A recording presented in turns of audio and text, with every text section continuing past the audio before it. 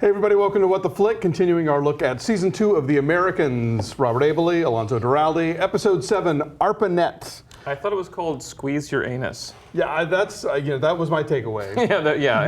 I like when I learn something from an episode, and now I know. If you're ever having to do a polygraph. A polygraph, yeah. Squeeze your anus. Yeah. So yeah, the polygraph, that wound up being like a big chunk of this episode in terms of, the stakes and yeah, I mean, I think it was a little predictable. I think I kind of figured that we Nina knew that she wasn't going to die at the end of the episode. Yeah. The big reveal in the case of that storyline was at the end that I think her being in bed with Oleg, which really just at this point is confounding me as to like where her loyalties lie. Midway through the episode, I was trying to sort of piece together all the different flim-flammery going on between her and Agent Beeman, and I'm like, I don't even remember now, like what all who is lying to whom, and like it's so there's so many layers of bullshit happening between them. Yeah, my initial takeaway was that she's probably at this point, now that she knows she's in good with both camps. Right. I mean, like both camps seem to be like good with her.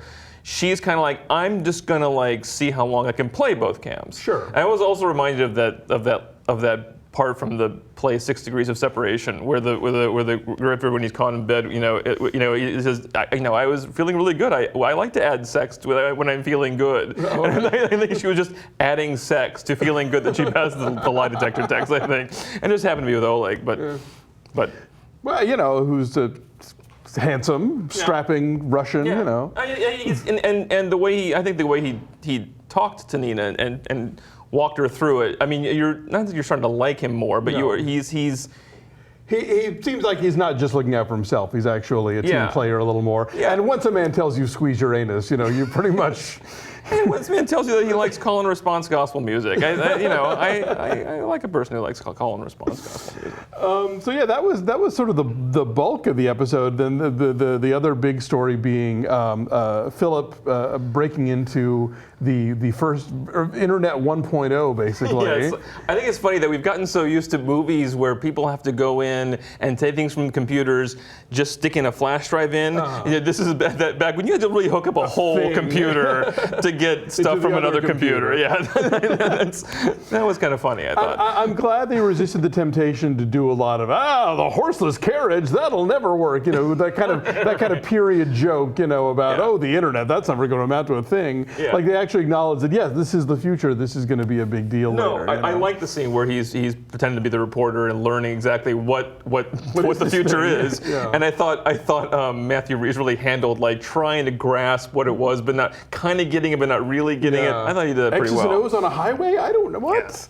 Yeah. And I did think it was interesting that that when it came down to it, and he had to kill a guy, they didn't show you it. And it's interesting. They've showed a lot of him killing a lot of people. Sure. And I think we're getting to the point now where we don't want to see these characters that we've gotten to like and know and care for and feel tension for. We don't want to see them doing things that are really, really, really bad anymore. Especially to like somebody who just happened to be in the wrong place at the wrong time. Exactly. It's not like it's another agent or something. I mean, so they wanted to sell the moment where he's at the bar kind of telling the dude, like, do you know how many people I've killed? I mean, like, he's supposed to sell that as like a really, like, I'm getting sick of this.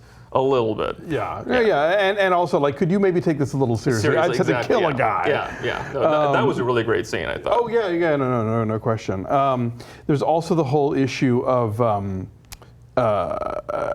Lyric, now they're they got to go to Plan B because he's not going to be on the base anymore, and he's going to Nicaragua. Because when you're talking about killing people, do we think they're going to have to take out Lucia?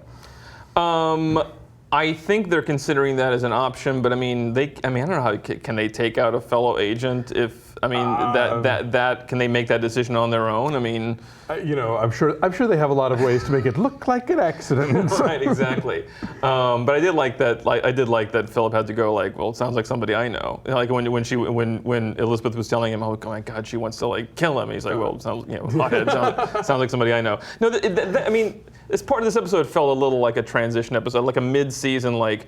we've given you a lot of stuff to think about in the first season, and we're kind of transitioning to everything that's going to happen the rest of the season. That means like what Nina's going to end up doing, what how this whole Nicaraguan thing is going to go down. Yeah, and still sort of. I mean, they kind of touch on briefly at least every episode we still don't know who killed Emmett Leanne. Right. Exactly. But it's that's the season started with it seeming like that was going to be the sort of driving kind of whodunit for the whole thing, and it's a touchstone, but there's all these other things going on around it too. Yeah, I think we're supposed to think that they think that Lyric did kill Emmett Leanne. I think they think he could. I don't know. I think they buy his story. Yeah, so I mean, we're probably being led toward, which also always makes me think, no, it's really somebody else that we don't know about yet. But and then we also found out about Henry, the other kids of spies. That was yeah. Yeah, there should be like a group therapy session for them and the Homeland kids, Talk about their damn dads. Yeah. So what? He apparently, I guess, envies the sort of perfect nuclear family across the street. So when they're not home, or is it just that he wants to play there in television? I wasn't quite clear what that was I know.